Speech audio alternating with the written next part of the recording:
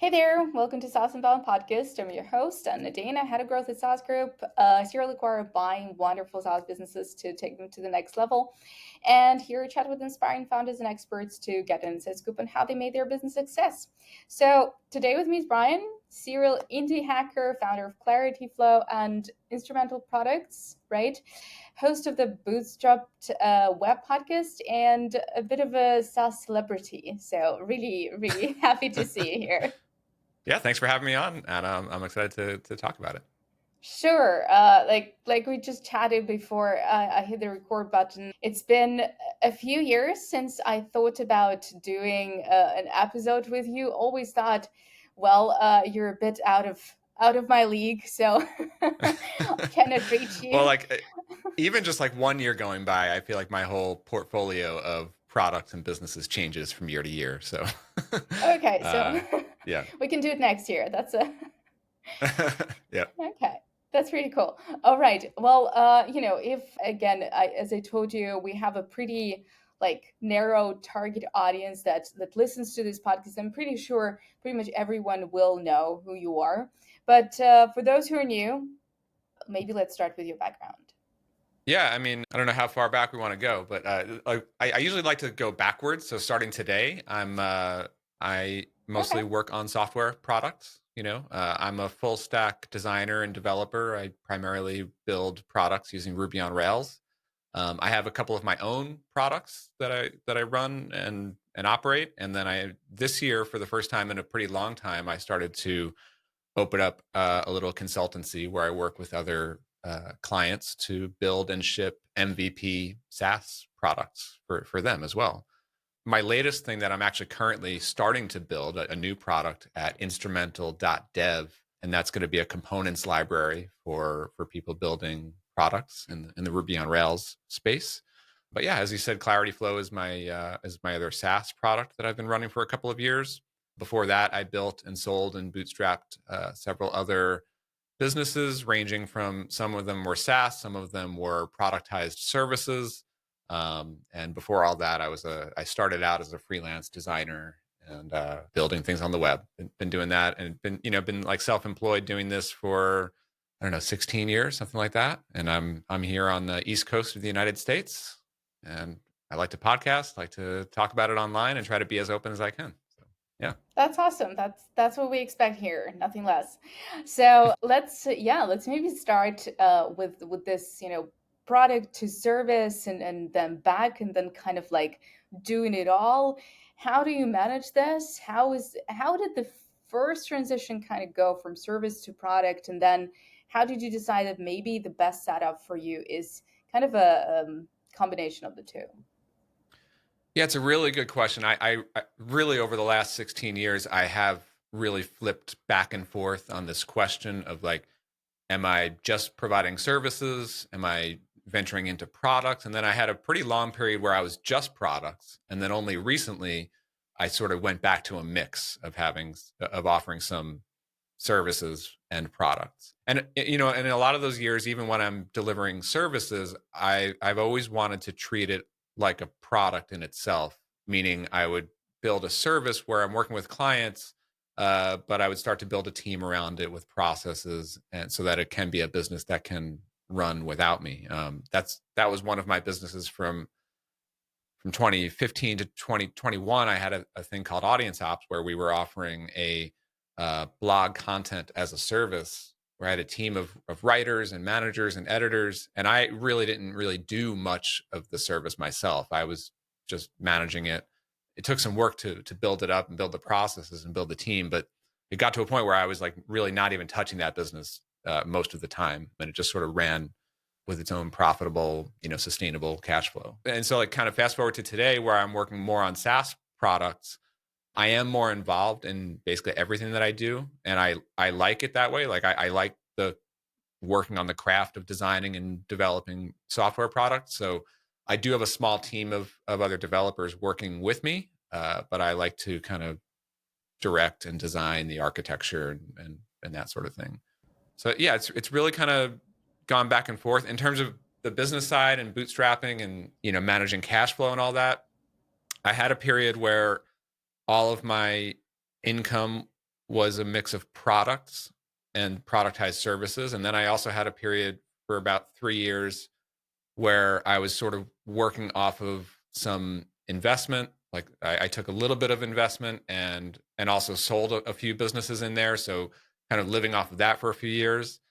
And then as we get back into 2024, I'm sort of back to like my roots of bootstrapping, where a portion of my income is coming from products, from like the business revenues, and then a portion is just coming straight from consulting and sort of managing it that way. I mean, balancing the time is sometimes difficult, but sometimes that's a pain point that I like to work in. Like right now, I'm taking on a lot more consulting projects, and that pipeline is starting to heat up.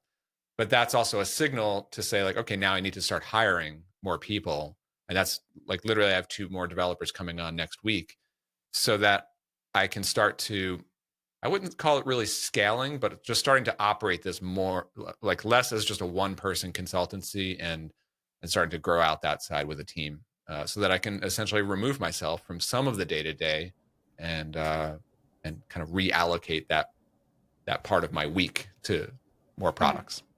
So That's really interesting. it's messy, it's chaotic sometimes, but it's also kind of fun at the same time. Yeah, true. I feel like, if you're a generalist in a way, that's kind of the best setup that you can imagine. Well, the best and the worst, right? Because like you said, it's a lot of juggling of different tasks and your time. But at the same time, if you're like too focused and like you said, one of the channels just hits up and you're like, "Oh no, like I don't want to do that. I don't want to be under the fire here and I don't want to like drag this on my own." You can always jump to something else and like try and delegate, but that's a bit of a craft. And I'm going to ask you, how exactly, like, how do you feel when it's time to delegate? But before we go there, I want to come back to those 3 years when you went to only build ClarityFlow and you sold your businesses. And well, I just have to ask, by the nature of what we're doing at saas group, right? How was the acquisition process for you? Like, were there some aspects that you really enjoyed, Yeah, good question. So except for I've the had a money few coming? I've had a few exits in my career, and really every one of them was a very different experience. I think the first one that I sold was in 2015. That was a small SaaS product called Restaurant Engine. And then I started Audience Ops in 2015, and I sold that in 2021. And then also in 21 and 22, I sold a few other like smaller things, like a smaller SaaS and a course product. Yeah, like that most recent one, Audience Ops, selling that in 2021, it was pretty good in a way, because I was able to reach out. Like by that point in my career, 2021, I had been podcasting for a long time, and I built up more of a personal network, and that enabled me to actually directly reach out to a small handful of people who I knew bought businesses like mine. Like that's something that they do. And so I thought that they might be interested. And that actually did result in landing the person who bought it. JD Graffam bought Audience Ops.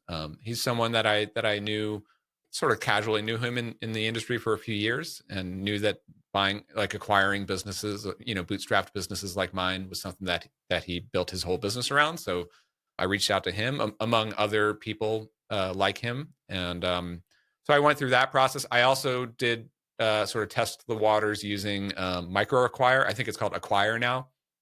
I put the business up there. I also sold some of the other products through Acquire as well. And the great thing about all these methods for me as a seller is getting to work directly with the buyer, and not having to go through the process of working with a business broker, and sometimes that can come with a very high cost. But that being said, in previous exits, like going back to 2015, I did work with a business broker, and at that point, I didn't have as much of a network. So I didn't have access to potential buyers. And that's a huge value that a broker would bring to the table, but also just managing the process.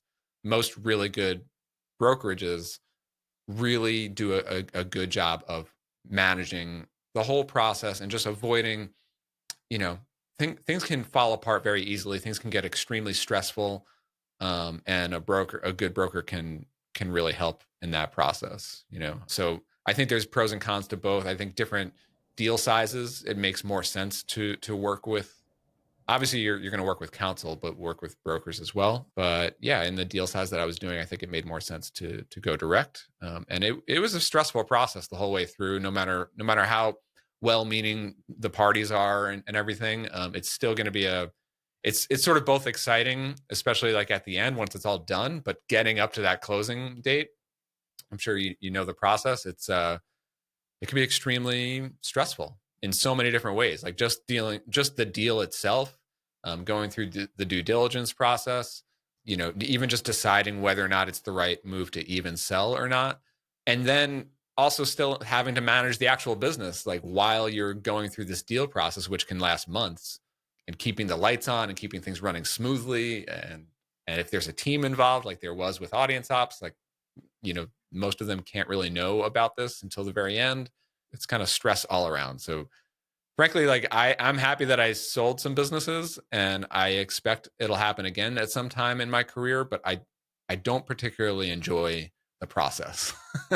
Like I'd much rather focus on building a business, building products, and doing that. But at the end of the day, like I tend to see selling businesses, selling products, as like the most likely outcome at the end of the line of any business, right?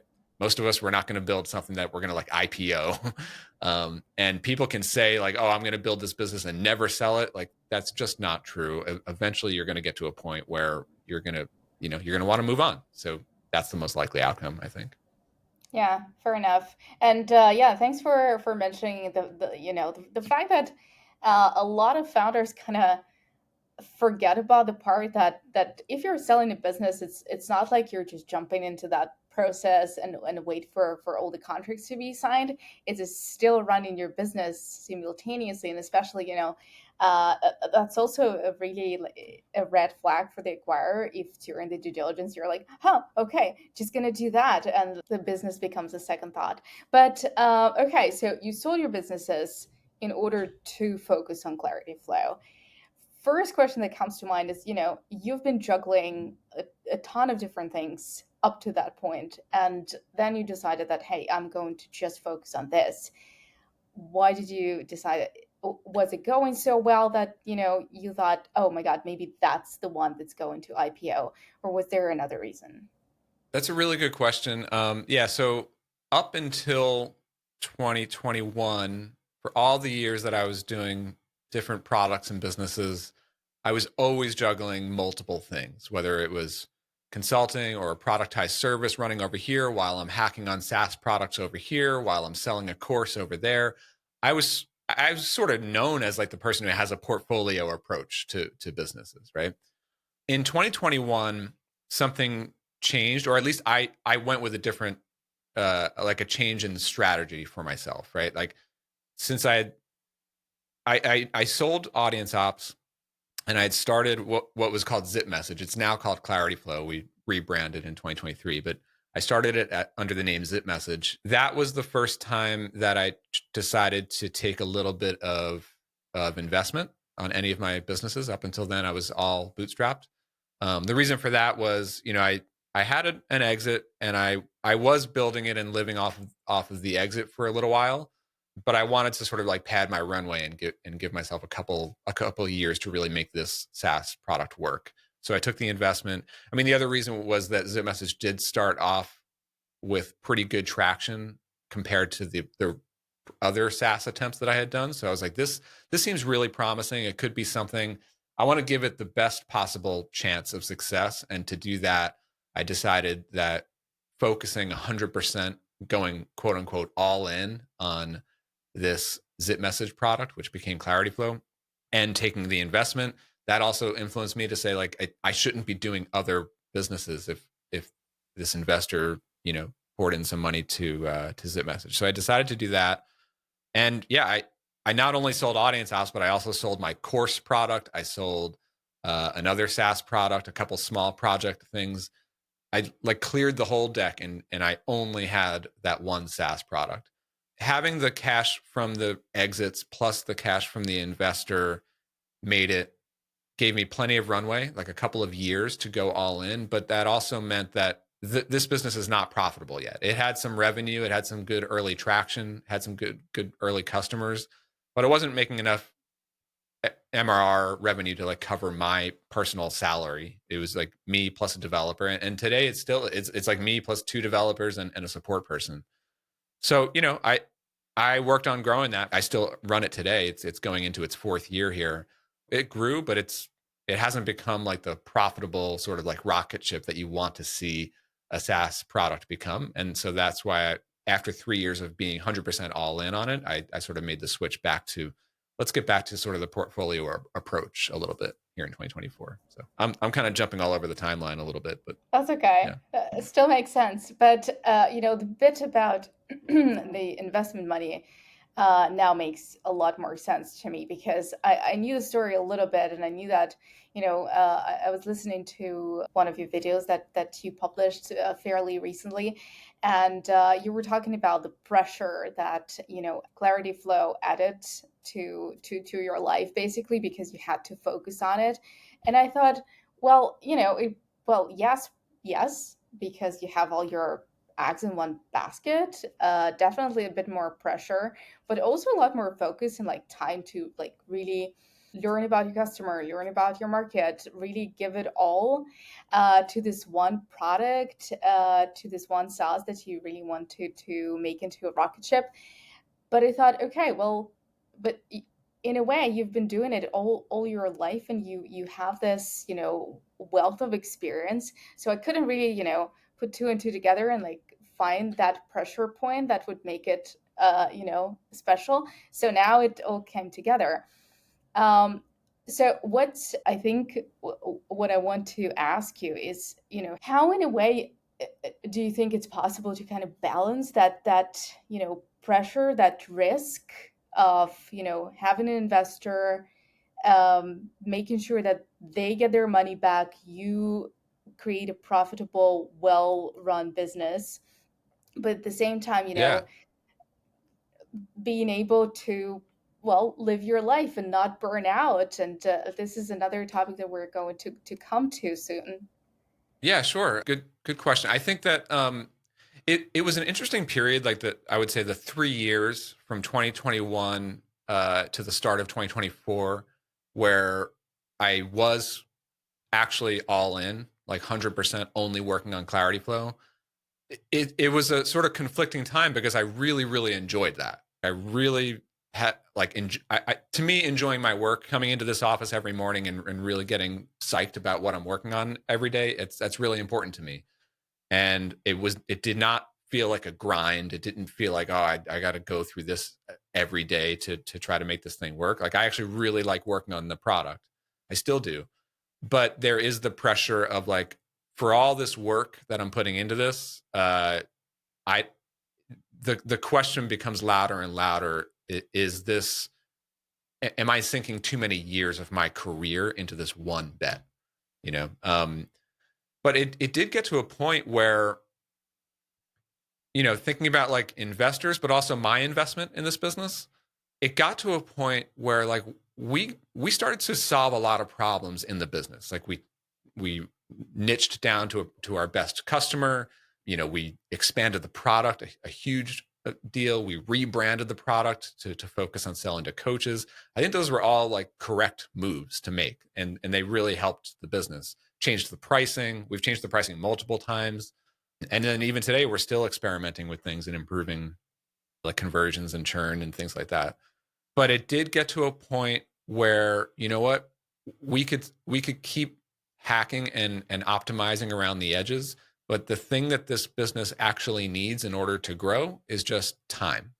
Because it got to a point where around 3 years in, okay, to get to the profitability level that we need and want, we would have to see the graph start to just hockey stick. And that's just it. You, after a certain point, especially with SaaS, you can't just expect that to happen. I think in most cases with SaaS products, you're not going to see a hockey stick. Hockey sticks very rarely happen. What happens like 99% of the time is the long, slow ramp of death, they call it, right? the line that just slowly goes up and to the right. And that's what we've been. And that's just what it needs. It just needs more time, a small team maintaining what we do, but constantly making improvements. We're still shipping big features. We're still, helping customers, but I also can't afford to have that be the only thing that I do, and just wait and wait and wait for this thing to get to a level where, like, I should be building other assets, in my opinion, at this point. It doesn't take away from what we're able to do with ClarityFlow, because I've got a great team working on it and I still contribute a lot to it. But, because like it was also a question of like, well, if I'm not all in, does that mean I should just sell it and stop working on it? And I also concluded that, like, no, it does not make sense to offload this product. It's still a really good product. It's still growing. We have great customers who love it, and me and my team like working on it. So let's just hold it. It's more valuable for me and more valuable for the investor to hold it for the long term. And frankly, I think most SaaS products that are bootstrapped are going to get to that point, unless there's a subset that just really hit this like massive product market fit and it sort of like catches fire, and then you're just like dealing with it with a massive high growth startup. But for the most part, these are slow, steady ramps that you just have to manage. Yeah, absolutely. Have you ever considered raising more money though? I did consider that as well, but what I concluded was it put me under a lot of pressure to remain focused 100% on this thing, and seeing like every growth hack project that we worked on only improved things around the margins and didn't result in that hockey stick growth. So I couldn't make the argument. I couldn't make a strong argument that said, like, if we take on more investment, we will pour all this money into that, and that will absolutely grow the business. Like, the only thing that I could see was like investment would just pad our bank account, but we're still here going, I don't know if this thing is going to grow at what rate, So yeah, I didn't really love that idea. To me, it seemed like more of an opportunity to say, like, okay, this is a good little business. It's very slow and steady to grow, and it'll continue that way. But I think it's time to move on to other things that could have a better chance of growing faster. Interesting, because like one of the things that I wanted to ask you, because obviously in that video that I'm referring to, you were talking about burnout, and how this focus on this one thing may not have been the best decision that you made. And before that was before I knew that you actually took investment. But I thought, hey, like, yeah, if you're bootstrapped, like I can totally see like how after selling everything and putting all the eggs in one basket, like still bootstrap, this could be like a ton of pressure.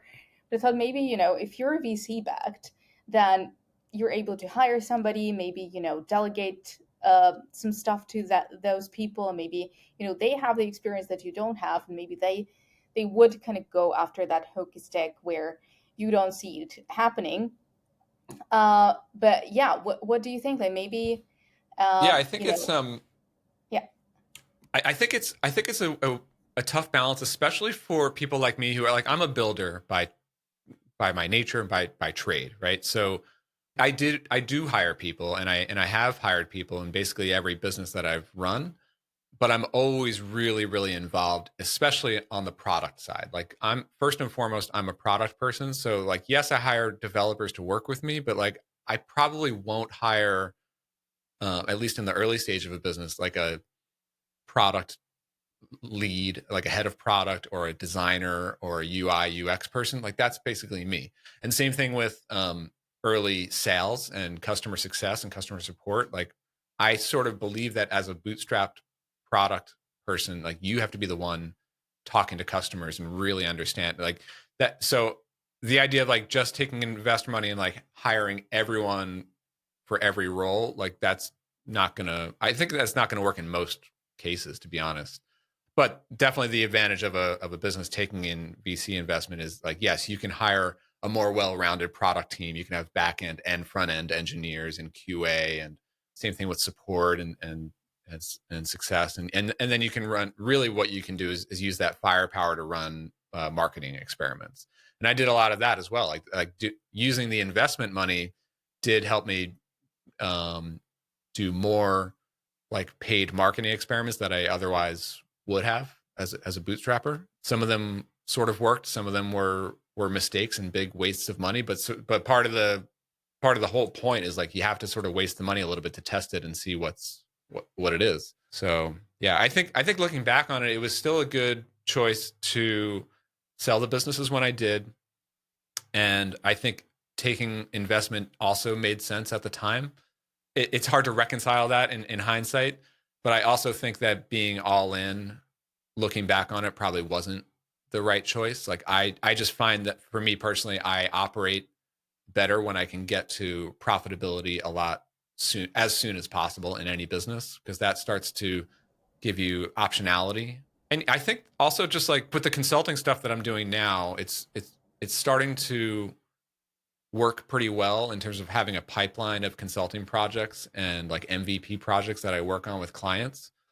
But having not done consulting in like something like 10 years, it made it really difficult to open the doors to that. Like I didn't have an existing, I had a network, I do podcasting and stuff like that. But like a lot of people that follow me and know me, like don't even know that I was offering this as a service in 2024.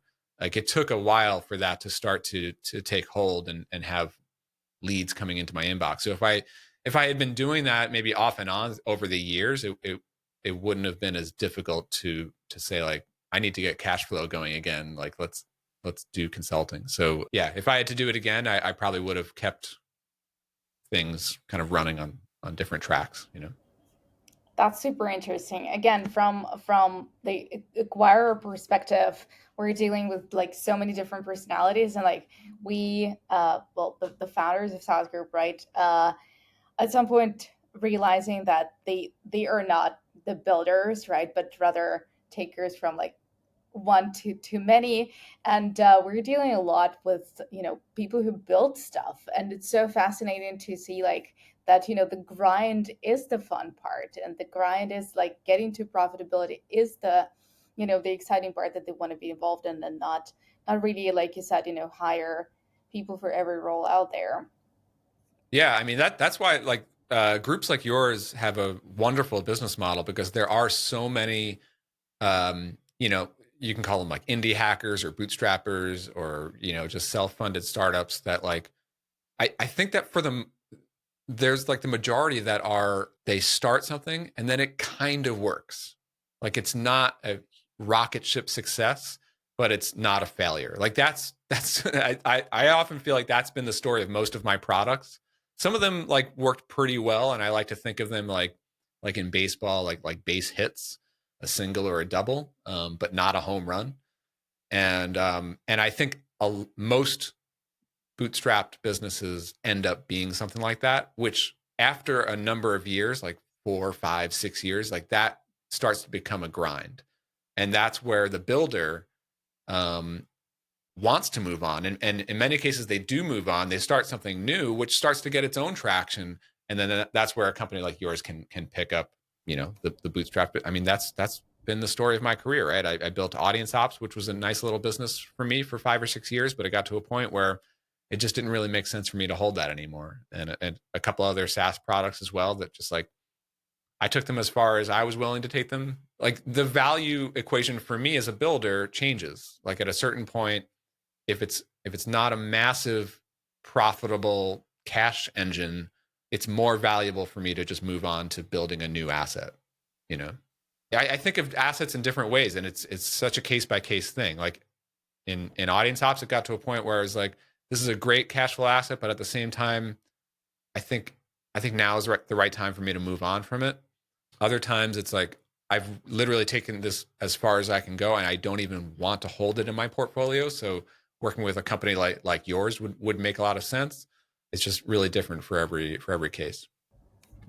Absolutely. And yeah, a good point about, just knowing when to let go. And that's again very different for every case that we're also dealing with. So yeah, I wanted to, of course, come back to, to the topic that you also said you would be interested in discussing. And I think it go like, it's really on and off here on the podcast. We had quite a few talks about burnout and how to deal with it and how to, manage stress, because Well, you and me both know that SaaS is a very stressful thing to build, especially now, I think. And I want to ask you, like, how you got out and how you think now you've changed your approach to work and Yeah. found a way to manage it. I mean, it's a good question. And even using the term burnout, I've been hesitant to even call it that because I don't know uh, whether my experience in the this was about a year ago now, like if my experience was what people think of as burnout or not. To me, just in my history, like it felt very different. And in my experience, like this was probably my burnout. And what I mean by that is it wasn't like burnout in the sense of like I'm so overworked and I'm so tired that I just want to sleep every day. Like it was not like that for me. For me, it was more actually like health, like physical health. I've been generally a very healthy person most of my adult life, like really no major health issues at all. I pretty rarely get sick or anything like that. But yeah, like a year ago, I experienced shingles in my body and my back and everything, and it was one of the most painful health scares of my life. And it lasted like 6 weeks, and it was like extremely painful. And I had never experienced anything like that. And I was like, "What is this? Like, what is happening here?" So like that with like other like I don't know like body like muscle back issues. It was a something that just felt like more than just getting a little bit older. It was more like I'm just not used to this sort of thing, and I can only attribute it to stress that's happening in my business because it happened to happen in one of the most stressful years of my business, which was like that making that decision around the 3 year mark of being all in on that one SaaS product and then deciding like, you know what, I think my decision to do that was wrong and I need to course correct and get back to my personal operating system where I know I work best. A lot of what led me to it, I think, was you can call it like social media, but I think it's more like our industry in SaaS land and startup land that there's like all these like accepted advice that people treat as gospel, that like there is one correct way to do a startup. And if you don't do it this way, then you're quote unquote doing it wrong.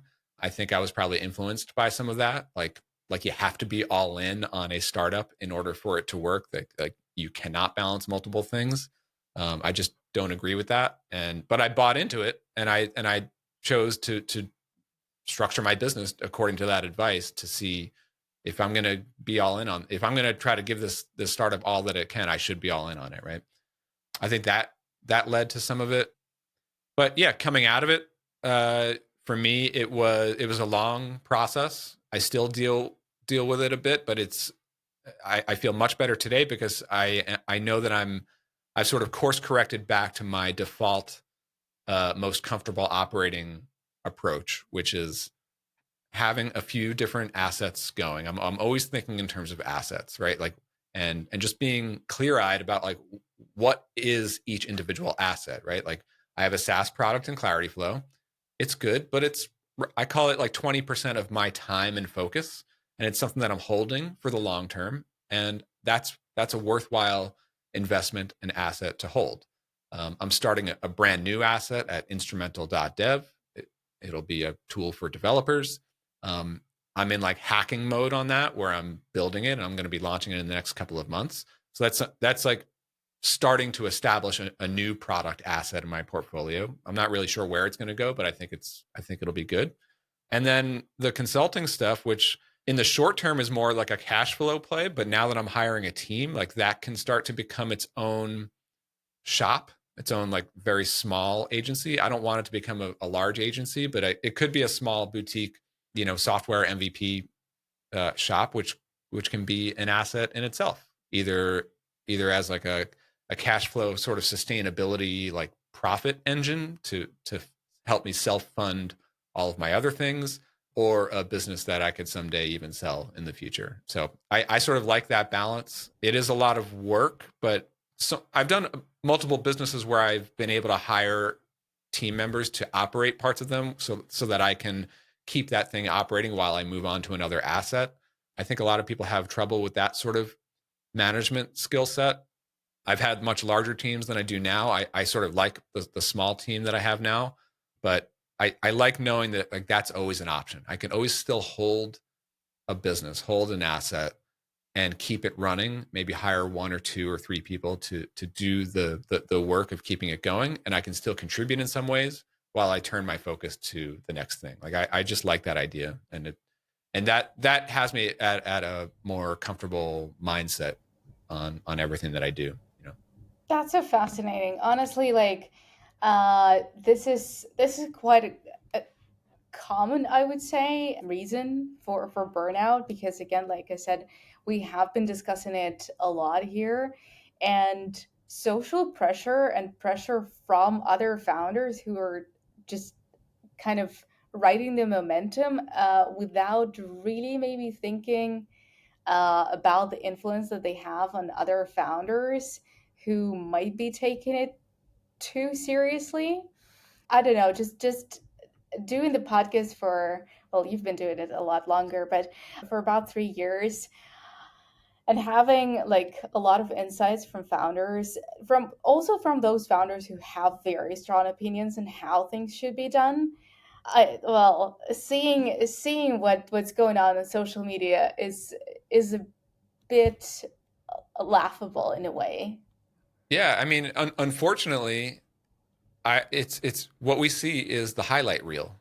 We see most of the successes. We don't see the real challenges. That's why I love this medium of podcasting so much. I feel like it starts to get at what's really happening behind the scenes a little bit, but ultimately what you see on Twitter and YouTube videos and this and that, it's going to be the highlight reel.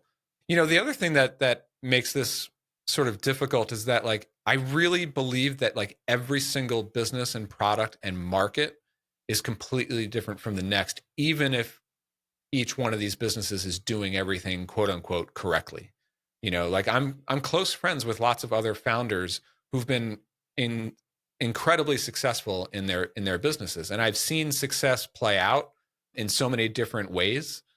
But I've also seen it where like you can run a business really well, but at the end of the day, like that particular market just has fundamental issues, whether it's like a customer base who's a little bit more fickle and they're going to churn more than other ones, or a market trend changes, and you can do all the right things, but just hacking forever on like trying to solve the same problem for one customer and one product, like maybe in 1 year that was the right product to reach product market fit, but 4 or 5 or 7 years later, that same product for that same customer, the market has changed or some reality has changed. And so you can make all the right product decisions and all the right business decisions, but maybe the best business decision is like there's something fundamental here that like this business is just going to be a slow steady thing no matter how well you operate it. And I think that's what gets lost in a lot of like the you should do this or that and no matter what your startup is, that's going to quote unquote work. So that's another just reality that doesn't get understood a Yeah. lot. I think there's one other thing too that people tend to miss. Everyone has different goals. Like what is a win to me? What is a win to you? What is a win to the next person is going to be completely different, right? We all value different things. I mean, let's be honest. Like most of us are trying to make money. Like no one's going to deny that. Like we're building businesses. We're entrepreneurs. Of course, we want to build assets that we can make money today and have a great exit in the future. Of course, but people value things differently.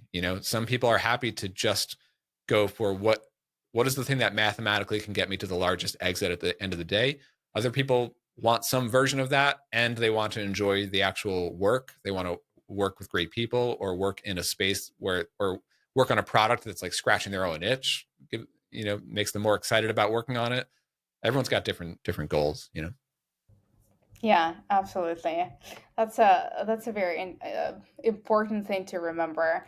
Well, another thing I just also wanted to ask you. I know it's a bit random, but because you're building kind of a range of products, and they're very different. Like ClarityFlow is very different to instrumental.dev. And when I saw it, it actually reminded me of what Chris Oliver from Go Rails is doing. Yeah, And that's how we got I'm a introduced. big So fan of Chris. Yeah, that's how we got yeah, introduced. That's very, right. Yeah. very happy about this. But yeah, I wanted to ask you about, because well, you're building on Rails, and it kind of was this silly narrative here. Every time I would interview anybody who's building on Rails for Rails developers, for kind of that community, every time I would ask them, like, what do you do for marketing, or like how are you selling your product, everyone would be like, oh, you know what, they're so supportive. We just tell people that we're doing this, and they're buying the product because they're just happy to use it. And I'm like, damn, like it's not like it's magic. You cannot just build anything on Rails and expect it to be Yeah. successful. And But yeah, no, you're 100% right. I would say right now, where I sit today, like that, this is the number one concern or worry that I have about going into this new product, instrumental.dev. It's something that I'm building because I do see a gap, especially in the market for components in the Rails ecosystem. So like user interface components and common features and things like that. And there are and what Chris has done with Jumpstart. There's Bullet Train Rails. Like there are other really great tools out there for the Rails ecosystem, but I do think that they're fewer and far between when it comes to components. They're also a little bit more fragmented. Everyone approaches it a little bit differently. Other ecosystems, like if you look at Laravel or Next.js or React, like these are much more developed ecosystems with more products in this space, whereas Rails tends to be a little bit more scattered. And Rails happens to be the ecosystem that I like to that I really love building products in. So it makes more sense. But yeah, to your point about like marketing, my worry with it is that like I'm not as connected to other developers the way someone like Chris Oliver is, because he has really built an entire business with Go Rails, and his whole audience are Rails developers, right? In my audience, there's some Rails developers, but there are also WordPress developers. There are also just business bootstrapped startup people. There are designers. There are marketers. I sort of attract a wide mix of people into my audience because I've done a wide mix of things, and my podcast sort of attracts that. So I'm not necessarily known as like a developer, and certainly not a developer influencer, but I do have my opinions. I build a lot of products every day. So my thing right now is I'm trying to, literally this morning before we got on this call, I was thinking about like, what are some content things that I can start to develop, whether it's writing or YouTube videos that I could start to get some of my ideas when it comes to development and design and product more out there into the world and into the ecosystem, and start to be a little bit more open about my opinions on how I like to approach designing products. So I want to start to lean more into that type of content because I do have a lot of opinions there. But there's a lot of imposter syndrome too, right? Like even though I've been designing and developing products for like 20 years, like professionally, I still feel like there's always going to be more Chris Olivers out there who are way more experienced on some part of the stack than I am. But I think I'm at the point now where I see the products that are out there and the tools that are available to us, and it feels like there's a gap, and I have opinions to make it easier. So I should be sharing that stuff. So yeah, the answer to like absolutely. how am I going to be marketing this is like I don't know, but I think going around on podcasts and talking about it could probably help. Absolutely. Well, hope this helps too. We certainly attracted a few Rails developers with having Chris and DHH on here. So here you go. Yeah, it's awesome. Um, I mean, the other thing that I think about too, with bootstrapping new products, and so like ClarityFlow has pivoted towards selling to coaches, right? Like it began as sort of a scratch my own itch, but it pivoted to go to its best market, which is coaches. But I'm not a coach, so it was actually really challenging to like really get inside the problem space for coaches and really understand exactly how they use tools like this. So now I've reverted back to like most of the products that I start now are scratch my own itch, but also products that either come out of my own byproducts or they are products that can help me do other things. So like I'm doing the consulting work with MVP products for clients. I already have this components library that I've designed and built. It's a byproduct of what I've actually been. So in all my projects, I have some components that I use. So now I'm starting to productize those.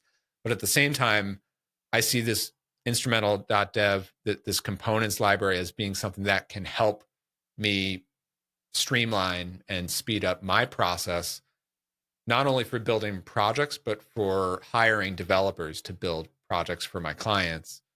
By having these components, it makes that process even easier. So it works both ways. Like, yes, I want it to live as its own product, but it also makes my other work more efficient and I can scale that easier. And so I sort of like that interplay between different things.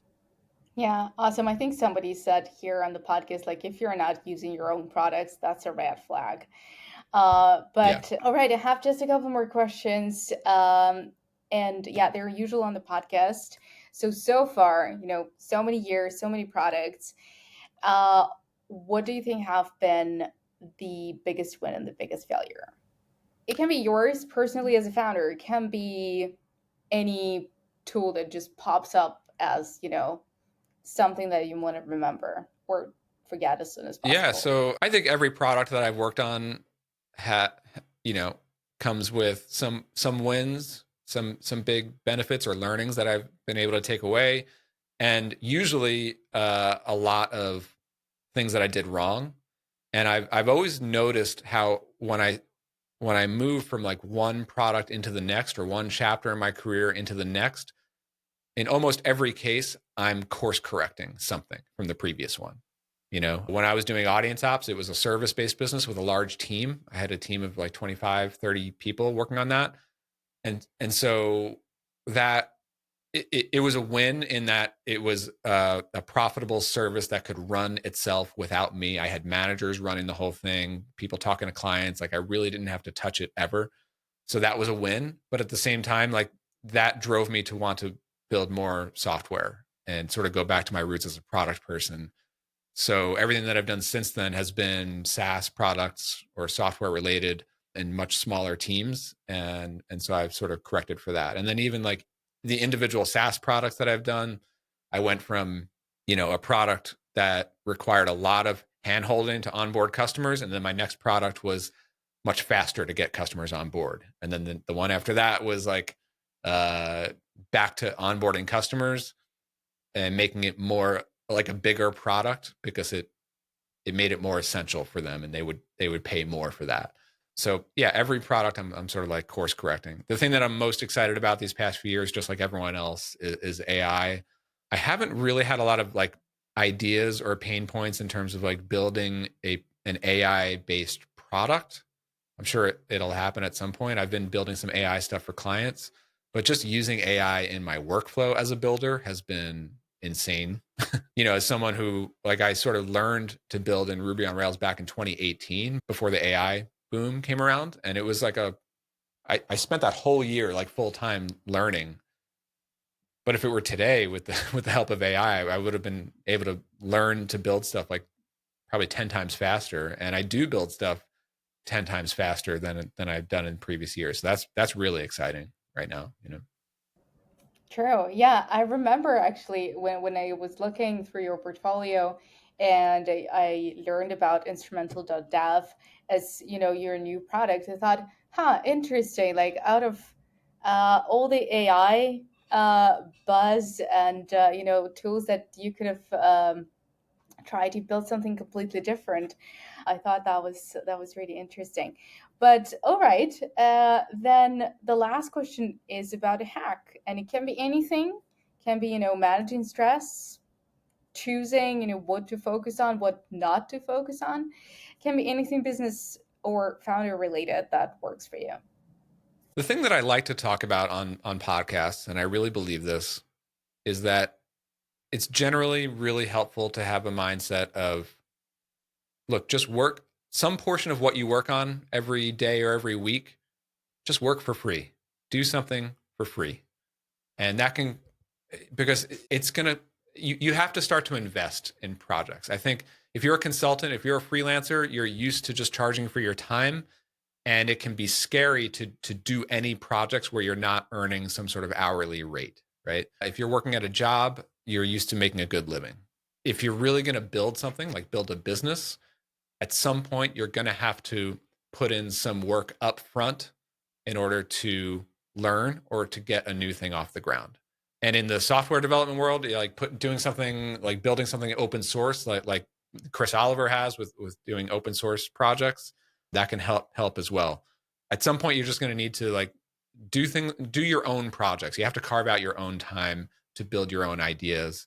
Yes, you need to talk to customers and validate and see where there's a market, but that's another thing is like you can go overboard with that. I have gone overboard with that, where I overanalyze and talk to more and more people until I feel like justified and like, okay, I can go start to build this now. At a certain point, it's even better to just go build it and put it out there and put something in a customer's hand and then learn what their reaction is from that. And with the help of AI, you can build and ship things so much faster than you could before. So yeah, in general, like I would boil it down to just build stuff and learn and do it fast and don't spend too much time kind of being all in on one idea before moving on to the next. Oh, somebody said it. I'm well. Don't get me wrong. I'm a marketer, right? So I do believe that you have to talk to customers and you have to at least like validate an idea somehow. But I also truly believe that yeah, there are so many cases that just worked when people got them and people got excited about them. That, like you said before, it is very much about the momentum. It is very much about the timing and who gets your product first. So yeah, I feel like I agree with you. Like sometimes just get it done and run with it. Yeah, and this is not to say just build stuff, but don't ship it. You still have to do the shipping part, Yeah. and like that means like actually putting it out there and asking customers to come and use it, whether using it for free or buy it. Um, the whole point of building stuff and doing it fast is to get to the shipping part as quickly as possible, right? Like I'm obsessed with talking to customers. I literally have an inbox of survey responses about instrumental dev and I'm reading everyone and I'm replying to everyone and I'm getting into conversations because I want to talk to people who have any sort of interest at all in this type of product. Because when anybody raises their hand to say like that's something that I have bought before or I'm interested in, I I have 1,000 questions and I want to know about it because that's the fuel that I need to go build stuff. So yeah, put stuff out there, show people, and the sooner you get a real, because that's the other thing is like it's a different thing to just go talk to customers and say like, would you buy this or what would you find valuable here? What I'm much more interested in is like, have you bought something like this before? Or even better is like, hey, I have this product. It's ready for you to use. Would you please use it? And if they that's you'll learn everything that you need to learn right there. Like people can say they would find something valuable. The question is like, do they? And will they actually take action? And then you can adjust from there. Absolutely. Well, thank you so much, Brian. I feel like, the true spirit of indie hacking has entered the the podcast finally. So thanks for doing this. I feel like yeah, everything that I kind of like learned from all the articles that came from you and your podcast came true here, and it was really interesting to put the face to what I knew about you. So thanks so much for being here and for telling your story and being very brutally honest about what you went through. Yeah, thank you, Anna. This is fun. Good podcast. Awesome, thank you. Well, and as I said, next year let's do it again sometime. Sure. I'm sure everything will be different next year. So Perfect. Well, thank you so much and take care.